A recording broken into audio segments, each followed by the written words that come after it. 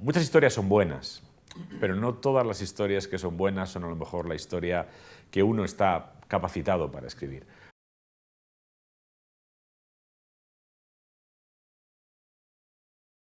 Y esa vocación de preservar las vidas de los demás es al final lo que le va a costar la vida a él. Y mientras le dejan, no solo tiene ese propósito, sino que lo consigue.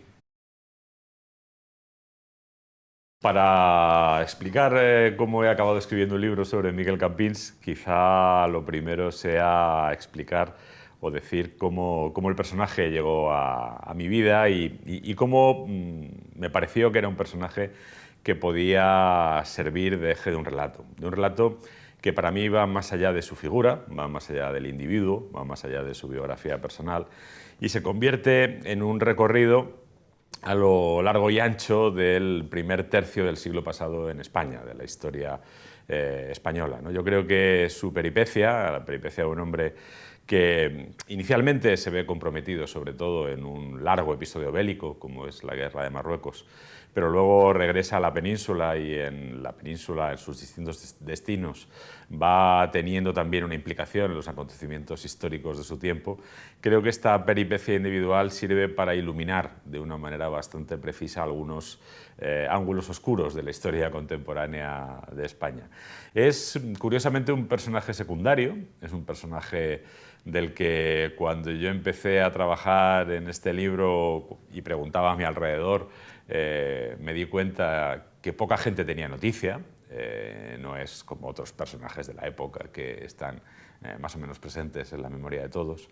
Y se da quizá la paradoja de que de la mano de un personaje secundario como Campins, creo que podemos tener una imagen más precisa, más completa también de los acontecimientos históricos por la peculiaridad de su biografía, en la que ahora entraré, y también por su relación con otros personajes que son personajes centrales de esos años. Yo conocía su figura porque desde hace bastantes años me he interesado por la historia de las campañas marroquíes. Como antes comentabas, mi abuelo estuvo implicado en esas campañas durante 6 largos años en diversos lugares de Marruecos, entrando además muchas veces en combate. Yo muchas veces he pensado que si finalmente yo estoy aquí y me puedo dedicar a escribir libros es porque mi abuelo, al que enviaron con 21 años a ese lugar tan peligroso, acertó a sobrevivir. Si no hubiera sobrevivido a esos 6 años de guerra, pues yo no estaría aquí. Y me pareció que, bueno, que uno de los deberes de un novelista, uno de los deberes de un narrador de historias es acercarse a esa memoria de quienes no la tienen, a esa memoria de quienes en cierto modo han sido tragados por la historia y olvidados. Eso me llevó en su día a escribir El hombre de los nuestros, esa novela que mencionabas antes, y me llevó a indagar en la campaña africana, que además fue una campaña larga y bastante compleja. Si ahondé en ella hasta el extremo de reconstruirla paso a paso, como hago en este libro, y de convertirlo en protagonista de una de mis historias, es porque un nieto suyo se me acercó en la presentación de un libro y me preguntó si conocía la figura de su abuelo. Le dije que sí la figura la conocía, por encima, que tampoco había indagado en ella profundamente. Yo me tomé nota, yo siempre me tomo nota de todas las historias que me llegan, es una costumbre que tengo y que se ha revelado provechosa y que por eso mantengo. Y le dije, bueno, yo indagaré. No sé si podrá ser pronto, estoy en otros proyectos. En ese momento estaba, por ejemplo, entre otras cosas, preparando el libro sobre las comunidades castellanas contra Carlos V, que es un libro que necesitaba bastante trabajo, pero no me olvidé del personaje. Y pasaron los años, pasaron casi 9 años, y lo pude retomar, indagué en su vida en profundidad y me encontré con un personaje que verdaderamente tenía un libro que además sentía que yo podía y debía escribir, ¿no? Muchas historias son buenas, pero no todas las historias que son buenas son a lo mejor la historia que uno está capacitado para escribir. O a lo mejor no todas las historias que son buenas son historias que a uno le interpelan hasta el extremo de sentir que tiene una cierta necesidad de contarlas. Lo que me encontré es un personaje que tiene varias dimensiones interesantes, no solo una, ¿no? En primer lugar, es un personaje que tiene tintes heroicos en el sentido más convencional, si se quiere, y tradicional del término, ¿no? El héroe lo asociamos muchas veces a la acción militar, ¿no? Al héroe en combate, el que se expone al fuego, el que arriesga su vida, el que demuestra valor y determinación en medio del peligro, ¿no? Bueno, esos son los héroes clásicos y casi típicos y hasta prototípicos desde Homero hasta nuestros días. Esa dimensión la tiene Campins. Campins no está de visita o de paso en la guerra de Marruecos. Campins llega a la guerra de Marruecos en 1911 y está combatiendo hasta 1927. No solo está combatiendo en un lapso de 16 años, hay algún episodio o hay algún intermedio en el que no combate porque la propia guerra tuvo interludios de relativa paz, pero en los momentos en los que combate, Campins está en primera línea en todas las acciones importantes, asumiendo un riesgo personal y haciendo algo que también desde el principio para él resulta comprometido, como lo sería para cualquiera, ¿no? Que es mandar en combate a personas que están a tus órdenes, cuyas acciones decides y que como consecuencia de tus órdenes pierde la vida. En muchas de las acciones que él dirige tiene bajas, incluso tiene bastantes bajas, y eso es una responsabilidad que empieza a caer sobre sus hombros desde muy joven. Luego es un hombre que tiene una vida personal también particular. Es un hombre que personalmente se queda solo a los 5 años, porque su madre y su hermano pequeño mueren en una epidemia de cólera. Su padre, que era militar también, lo mete en un internado y se cría prácticamente en internados. Y en esa soledad personal se mantiene hasta los 35 años, que es cuando conoce a la que será su mujer. Es decir, que es una persona que durante 3 décadas vive en una soledad personal que claramente le troquela, ¿no? y le conforma. Entre otras cosas, le hace o le inclina al estudio, que es algo que lo hace singular en el colectivo militar de su tiempo. Era un militar notablemente más ilustrado que sus compañeros. Un hombre de acción que al mismo tiempo era un hombre de pensamiento, lo que tampoco se da con mucha frecuencia. Y luego, cuando finalmente forma esa familia, hay una historia que a mí me parecía muy interesante, que va contrapunteando toda su carrera militar, que es esa historia de amor por su familia, primero por su mujer y después por sus hijos, y ese conflicto permanente que está sintiendo entre su cumplimiento del deber como militar y el cuidado de su familia. Él durante muchos momentos clave no está con su familia porque tiene que estar combatiendo, y su mujer pues tiene que criar prácticamente sola a los hijos mayores cuando son pequeños. Él puede estar un poco más en la crianza de su hija menor, pero claramente eso, además yo tuve acceso al archivo de la familia, es algo que tiene mucho peso en este hombre. Es decir, que nos encontramos con un héroe militar o con un general del que podemos narrar su hoja de servicios y poco más, sino que también tenemos acceso a su vida personal, al ser humano que está debajo del uniforme.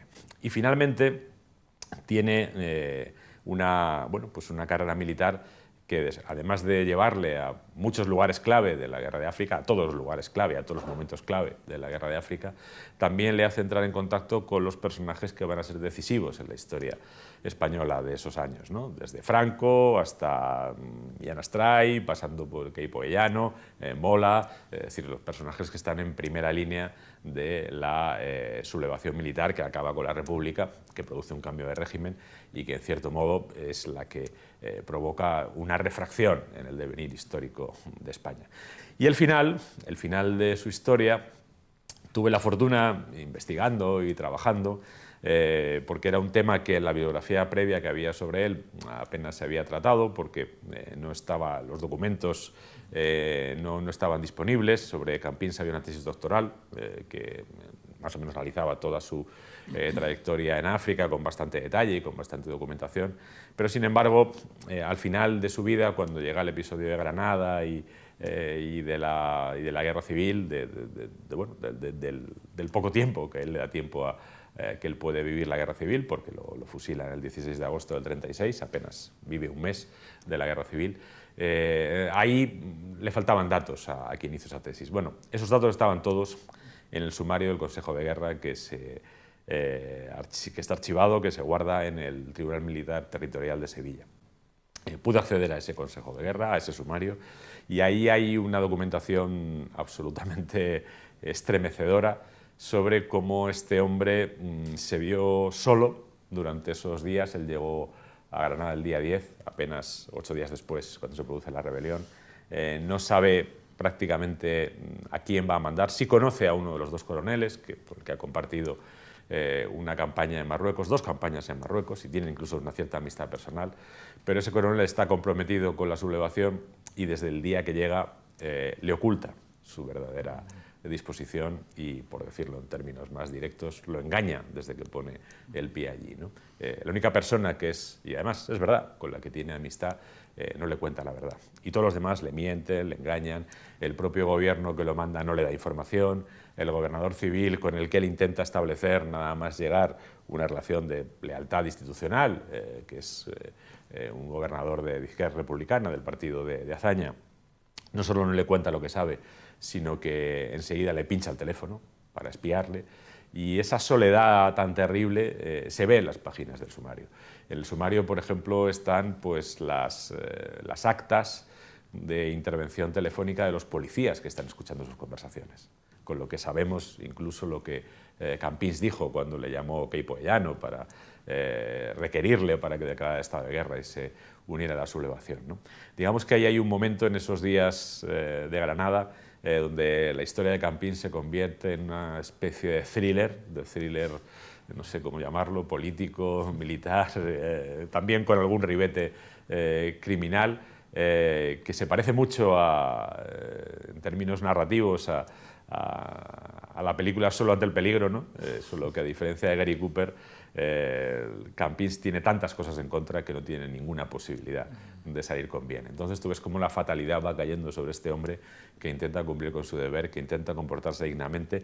Y aquí el personaje adquiere para mí su verdadera grandeza, porque ese héroe militar, que lo ha sido, y no voy a menoscabar el valor que tiene arriesgar la propia vida muchas veces en combate, ¿no? Pero digamos que ese héroe que responde a un perfil más convencional, en esos días de Granada adquiere otra dimensión al practicar una suerte de heroísmo civil, que además le cuesta la vida. El de responsabilizarse de las vidas de sus hombres y responsabilizarse de la vida de los ciudadanos de Granada. De tal manera que él no toma ninguna decisión que innecesariamente vaya a conducir al derramamiento de sangre ni de los hombres que tiene a sus órdenes, ni de los ciudadanos que están en la ciudad, ni siquiera de los ciudadanos que pueden en un momento determinado provocar desórdenes, ¿no? Lo que él hace es acuartelar a las tropas, negociar con el gobernador civil que las armas que las milicias están pidiendo y que incluso el gobierno en cierto momento le ordena que reparta las milicias se queden bien custodiadas, porque él que viene de la guerra de África, él que ha mandado tropas regulares e irregulares, tanto tropas españolas como marroquíes, y sabe los estragos que puede causar una tropa armada, y sabe sobre todo los estragos que puede causar una tropa irregular armada, es perfectamente consciente de que ese paso solo lo puede dar si es absolutamente indispensable. En las cartas que escribe a su familia, el diario que llegó durante esos días, él llega a decir que no entiende la ligereza con la que otros exponen las vidas de los demás,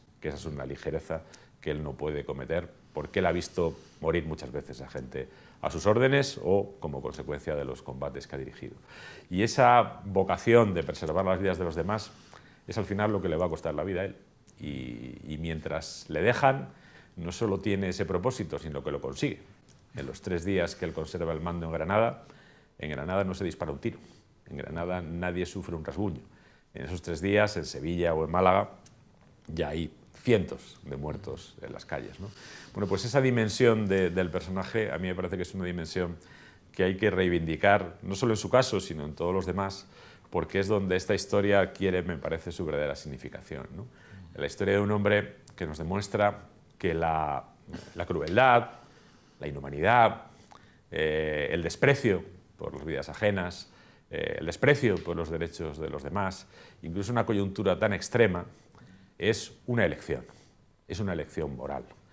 Hubo muchos que eligieron ignorar el valor de la vida de los demás, pero hubo quien eligió, como Campinos, tratar de preservar esas vidas y que además se lo jugó todo y lo perdió por hacerlo, ¿no? Y aunque la historia sea amarga por el desenlace, me parece que es iluminadora y me parece que también es alentadora en cuanto al ejemplo moral que proyecta respecto de lo que el ser humano siempre tiene la capacidad de hacer. Esa es una gran pregunta que que realmente no podemos responder con precisión porque necesitaríamos estar dentro de la cabeza de Franco y necesitaremos estar también dentro de la cabeza de Campins. Podemos acercarnos a lo que piensan por sus comportamientos, por sus manifestaciones, algunas escritas, otras orales conocidas a través de terceros.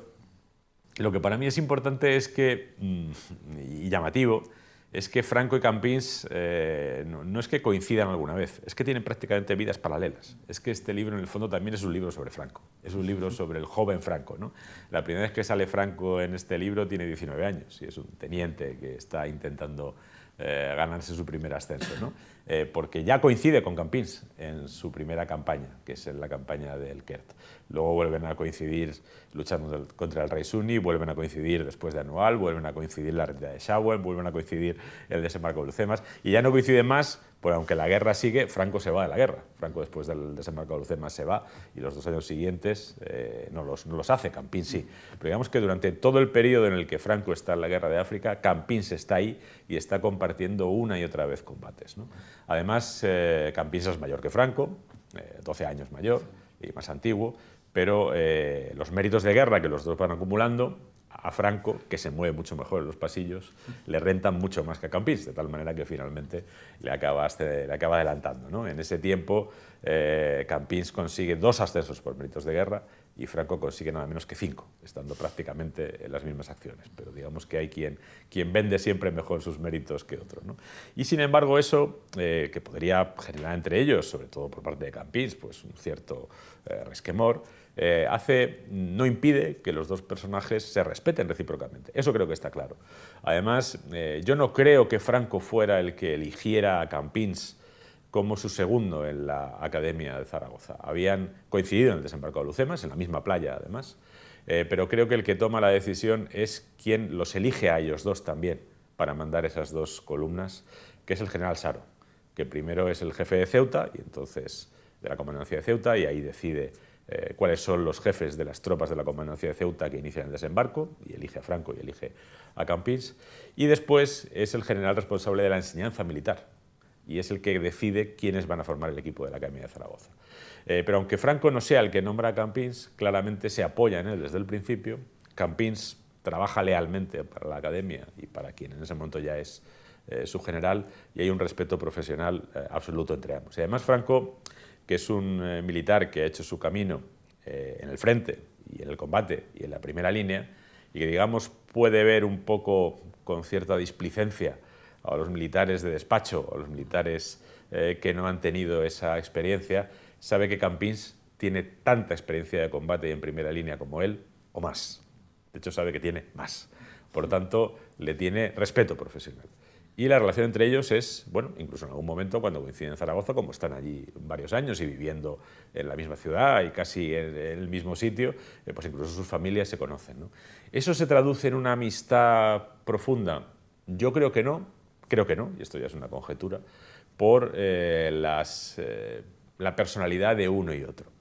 Franco es una persona muy reservada, Franco es una persona que yo creo que realmente tú ves el resto de su vida, anterior y posterior, más que amigos, lo que tiene son personas que le sirven, siempre tiene una cierta camarilla más o menos de vasallos, pero en un plano superior. Bueno, cuando es más joven, pues digamos que él hace muchos méritos ante los superiores, pero cuando ya llega a general, pues ya digamos que a todo el mundo lo mira un poco por encima del hombro y quiere gente que le sea leal, que le sea fiel, que le diga que sí a lo que quiere, ¿no? Sabe que Campins no es así. Por tanto, yo creo que no hay una proximidad personal, y Campins también es un hombre reservado, también es un hombre bastante solitario en general, con lo que no creo que haya una amistad profunda, pero sí el grado suficiente de aprecio y estima recíprocos como para que Franco, cuando ve que Campins está detenido, procesado, sometido a un consejo de guerra y finalmente, como resultado de ese consejo de guerra, el resultado es una condena de muerte, lo que siente y lo siente profundamente, es que eso es una injusticia y eso es un atropello. Y es un atropello indigno con los méritos de ese hombre. Y siente que algo tiene que hacer. Siente que no hacer nada sería demasiado indigno por su parte. Lo que pasa es que en ese momento Franco no es el jefe del alzamiento. Franco tiene mucho poder, tiene mucho poder, de hecho tiene tanto poder que ya se empieza a perfilar que va a mandar él, porque en los primeros días del alzamiento mueren los dos personajes que habrían encabezado la acción, de no ser por precisamente su desaparición, que son Sanjurjo, que es el general Sanjurjo, es el que en principio iba a encabezar el alzamiento, y muerto Sanjurjo, pues el número 2 claramente era el general Godet, que había sido su jefe de Estado Mayor en África y era un militar más antiguo de Franco y también más brillante en todos los sentidos, pero Godet también muere en Barcelona, y a partir de ahí pues Franco tiene bazas muy importantes en su mano. Es el jefe del ejército de África, que es la fuerza más combativa que tienen los nacionales, y además ha establecido contacto directo con Hitler y con Mussolini. Esas 3 cartas son 3 cartas absolutamente ganadoras, pero todavía no las ha terminado de jugar. Y además está en Sevilla, y en Sevilla el dueño de la división, pues se ha apoderado de ella por la fuerza, es Queipo Llano. Y Queipo Llano y Franco se odian, que es otra de las cosas que muchas veces no se tienen en cuenta, ¿no? Que los militares que comparten la sublevación no todos se van bien. De hecho, yo creo que Franco y Queipo Llano se odian y se desprecian recíprocamente. Entonces eso hace que, claro, pues que él parece difícil interceder por Campiins. Pese a todo lo intenta. Lo intenta y yo creo que hace todo lo que él cree que puede hacer, que es mandarle unas cartas. Cartas que Queipo Llano, la primera la rompe después de leerla y la segunda la rompe sin leerla. Franco le envía pues a su primo, Francisco Franco Salgado Araujo, que era su secretario también y que también era militar, y digamos que a quien humilla a Queipo Llano es no a Franco, sino a su emisario. Yo creo que Franco sabe que si va él directamente va a sufrir esa humillación, que no quiere sufrir. Y además hay una cosa, fíjate, es una tontería, pero yo la he pensado muchas veces. Queipo Llano era un hombre que intimidaba físicamente a los demás. Entre otras cosas porque medía más de 1,90. Claro. Queipo Llano, Franco, perdón, medía 1,60. Es decir, la diferencia ahora hay fotos. Hay fotos. Yo creo que Franco no se quiso ver en esa situación desairada. Claro. Y la otra opción que tenía, teórica, era comunicarse con la Junta de Burgos para que la Junta de Burgos pues, convenciera a Queipo Llano de que le conmutara la pena a Campiins. Pero esa comunicación en ese momento solo se podía hacer por radio. Y yo esto no lo he podido investigar a fondo, pero seguramente en Sevilla tampoco había muchas estaciones de radio y las estaciones de radio seguramente estaban bajo control de Queipo Llano, con lo que me temo que llegó hasta donde él creyó que podía llegar. Yo creo que el narrador tiene, es decir, el narrador que está detrás, no digo el narrador que aparece, porque en algunas de las novelas el narrador es alguno de los personajes, ¿no? Por ejemplo las de Bevilacqua. Pero creo que cuando cuentas una historia, el narrador, que es el que está detrás de todos, quiero decir, el novelista, el escritor, tiene una cierta obligación de meterse en los zapatos de todos los personajes, incluso aquellos con los que no tienes nada en común. Por ejemplo, para mí, escribiendo con nadie, una de las obsesiones que me acompañaba todo el tiempo era, naturalmente, la historia va todo el rato de la mano de Campiins, y Campiins es un personaje que a mí me parece que tiene una dimensión ejemplar. No todo lo que hace Campiins, por cierto, son cosas admirables, ¿no? Algunas de las cosas que hace Campiins en la guerra de África hoy serían considerados crímenes de guerra, porque bombardea poblados, bombardea mercados, es decir, era una guerra donde los combatientes se mezclaban con la población civil y allí pues, se hicieron cosas de las que hoy vemos por la televisión y decimos que son crímenes de guerra, ¿no? Es decir, que tampoco yo idealizo al personaje, pero sí que es verdad que con él tengo una mayor posibilidad de identificación, por ejemplo, que con Franco. Mis posibilidades de identificación con Franco son exiguas.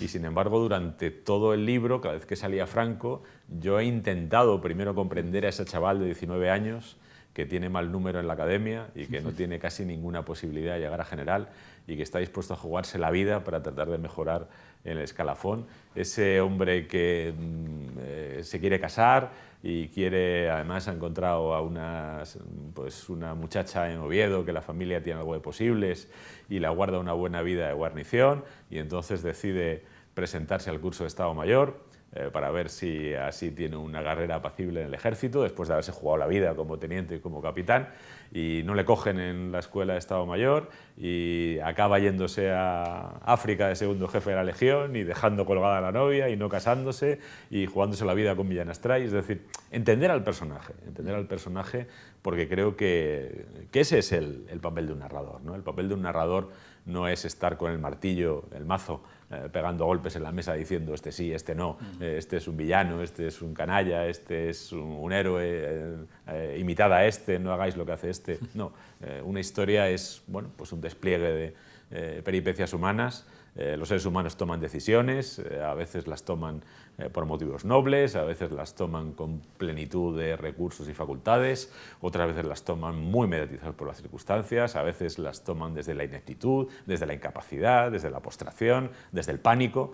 En el final de Campins, por ejemplo, hay algunos personajes cuyo comportamiento es verdaderamente difícil de entender, ¿no? Ese amigo que le traiciona, que le traiciona habiendo compartido con él campañas en las que se han jugado la vida juntos, con lo que eso une a dos personas, ¿no?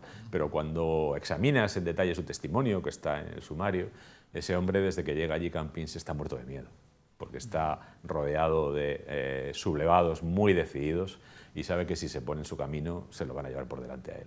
Y se nota que está obrando agarrotado por el terror, ¿no? Bueno, yo creo que el novelista tiene que intentar comprender todo eso, ¿no? Entenderlo, estar dentro de todos ellos y efectivamente al final no estar con ninguno, dejar que el lector se los encuentre y mostrárselos con sus actos y con sus circunstancias. En cuanto a la novela esa a la que se refería la petición, existirá porque además he creado las condiciones para que exista, ¿no? En la última novela a Bevilacqua lo han ascendido un poco contra su voluntad, pero bueno, le han convencido de que quizá en este momento de su vida es lo que debe hacer, dejarse ascender. Por algo que mucha gente no sabe es que muchos guardias civiles renuncian a los ascensos porque les suponen cambios profesionales que no siempre son ventajosos. Yo tengo amigos guardias civiles que han renunciado hasta 3 veces a un ascenso, ¿no? Bueno, pues finalmente él acepta su ascenso, lo que permite que a partir de ahora Chamorro ya no lo tenga él por encima, él seguirá en la unidad y seguirán trabajando juntos y seguirán haciendo cosas juntos, por supuesto, pero ya no en ese plano de jefe subordinada, la jefe del equipo, digamos, que es el eje de las historias en adelante será ella y por tanto, bueno, pues desde ese punto de vista ya he creado las condiciones para que Chamorro tenga que tomar decisiones y asumir responsabilidades y Bevilacqua esté allí pues un poco o dándole apoyo moral o amparándola o ayudándola, ¿no? Y luego pues la serie, antes lo contaba Alfonso, en la última novela que está situada en el año 2020, sale la pandemia, ¿cómo voy a evitar la pandemia, ¿no? En la serie no he evitado nunca nada. Pues difícilmente podré evitar, cuando llegue a los años 23, 24, 25, 26, todas las historias que han afectado muy de cerca y además incluso le han dado una notoriedad que no tenía a la unidad en la que Bevilacqua y Chamorro trabajan desde hace mucho tiempo y en la que siguen trabajando, ¿no? Eso naturalmente aparecerá reflejado en la novela a través de la ficción, a través de la ficción. Yo no voy a, en fin, por si alguien lo esperaba, yo no voy a sacar al teniente coronel Balas, ni voy a sacar a, es decir, digo su nombre porque es quizá el que todo el mundo conoce más, ¿no? Yo voy a contar historias con personajes de ficción que reflejen más o menos estos conflictos como ya he hecho antes. Franco, cuando ya accedió a la jefatura del Estado y demás, y ya llevaba tiempo gobernando el país, se hizo más o menos célebre una frase suya que le dirigió, no recuerdo muy bien a quién, y que decía algo así como haga como yo, no se meta en política, ¿no? Bueno, pese a esa frase, Franco, ya desde los 19 años, es un político dentro de un uniforme de militar. Es alguien que sabe que para prosperar, él no tiene un buen número en la academia, el contexto de su tiempo no es un contexto, ahora diríamos, fluido, ¿no? Porque la carrera militar se hace en relación con un conflicto en ese momento como es el conflicto de Marruecos, donde las carreras fundamentalmente se pueden acelerar por méritos de guerra, pero también estando en el lugar y en el momento adecuado y relacionado con el personaje adecuado, pues desde que él aterriza allí empieza a buscar el lugar, el momento, la exposición a los combates, las unidades en las que se pueden hacer más méritos, también busca la cercanía y el favor de los personajes que pueden ayudarle a acelerar su carrera, inicialmente el alto comisario, Gómez Jordana, luego se acercará a Primo de Rivera, se acerca al rey, es decir, que hay un momento que a él no le concede un ascenso y apela directamente al rey, porque ha tenido ya cierta notoriedad pública y el rey, que es un personaje muy particular, sabe de su existencia y siente que le puede ayudar y efectivamente le ayuda, el rey le ayuda a tener ese primer ascenso a comandante y digamos que él se está moviendo todo el tiempo.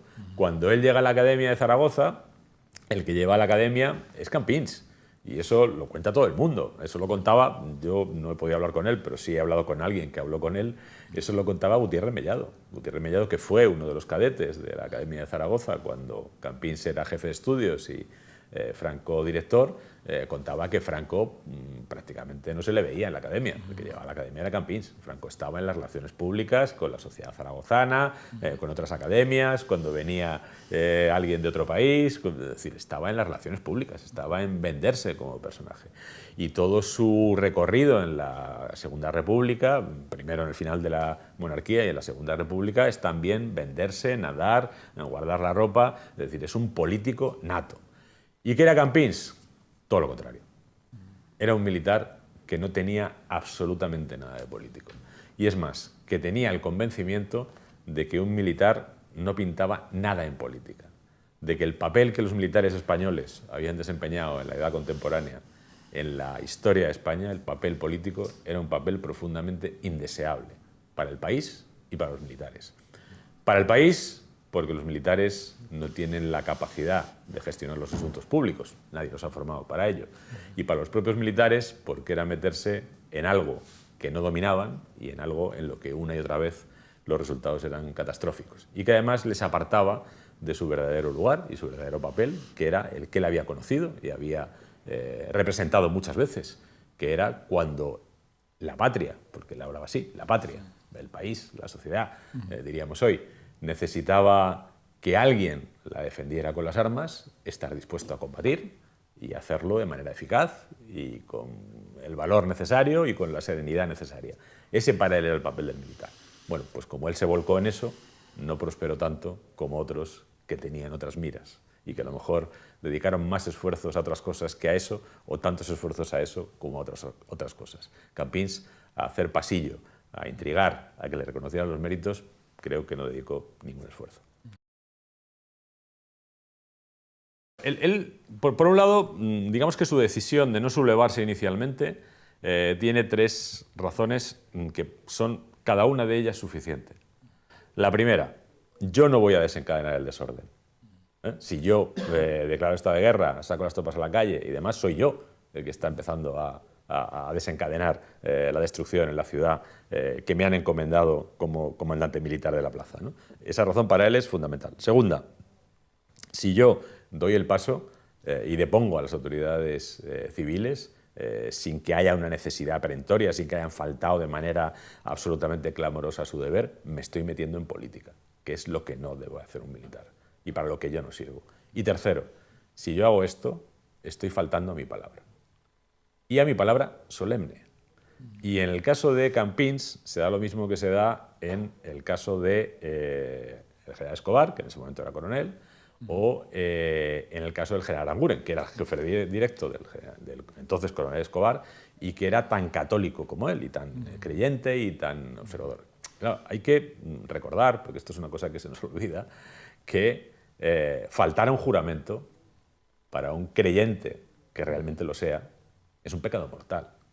No es un pecado venial, no es una faltita, es un pecado mortal. Es decir, es una de las faltas graves contra la ley de Dios, ¿no? Y bueno, pues estas tres personas estaban imbuidas de eso. Yo no soy historiador, y eso es una cosa que lo tengo muy claro, y procuro recordármelo por si alguna vez me lo olvido. Yo hago literatura, y hago literatura narrativa, y escribo artefactos que, tal y como yo los concibo, al margen de la dosis de ficción que puedan tener, son novelas, para que se lean como novelas, para que se lean como narraciones. Para mí el hecho de que haya invención o no es decisivo para, no sé, por ejemplo, de los autores actuales, Emmanuel Carrère, para mí es uno de los grandes novelistas contemporáneos y creo que no ha escrito una sola historia de ficción. Todas sus historias son reales, ¿no? Y no por eso dejan de ser novelas. Bueno, pues cuando yo me planteo hacer novelas sobre la historia, digamos que hay un modelo que está ahí y que está muy probado y que está muy consolidado, que por decirlo de una manera rápida sería la novela histórica decimonónica. Es decir, esa novela que parte de un contexto histórico, que parte de un esquema de acontecimientos históricos que se respeta, y dentro de ese contexto y dentro de ese esquema se van insertando criaturas de ficción y el novelista se va tomando licencias que incluso muchas veces pueden llegar a afectar a los personajes históricos, ¿no? Por ejemplo, eso lo hace Dumas continuamente. El Mazarino o el Richelieu de Dumas no son el Mazarino ni el Richelieu de la historia en muchísimos aspectos, ¿no? Bueno, ese es un poco el gran molde que todos tenemos presente. Yo ese molde lo he practicado siempre con una restricción. En El nombre de los nuestros, o en Carta Blanca, o en Niños feroces, aparecen acontecimientos históricos, la guerra de Marruecos, la guerra civil, en Niños feroces la Segunda Guerra Mundial, aparecen los hechos históricos contextualizados, aparecen personajes reales y aparecen personajes de ficción. La licencia que yo no me he tomado nunca, porque no creo en ella y porque me parece que tiene un punto de potencial, no digo que todos los que lo hagan incurran en ella, pero tiene un punto de potencial deshonestidad, es trabajar, o por lo menos, si no eso, de generar confusión en el lector, es trabajar con un personaje real e inventarle cosas que no ha hecho y que no ha dicho. Eso no lo he hecho nunca. Aunque solo fuera sacar del ánimo o de la suposición general que la guerra civil se desencadenó porque el ejército se sublevó contra el país. Una parte del ejército se sublevó contra la República. Una parte que además tenía unos perfiles muy concretos y hubo otra parte que tenía otros perfiles concretos, menos conocidos y también interesantes, que no solo no se sublevó, sino que fue la que permitió, a lo mejor al final, para conducir a la desgracia a una guerra de 3 años, pero fue la que permitió que el golpe fracasara y que la República se pudiera defender, incluso se pudiera defender militarmente. Y yo hay una cosa que siempre recuerdo porque es la pregunta que le haces a la gente y que la deja más descolocada, ¿no? El 18 de julio del 36 en España había 24 generales de división en activo. 24.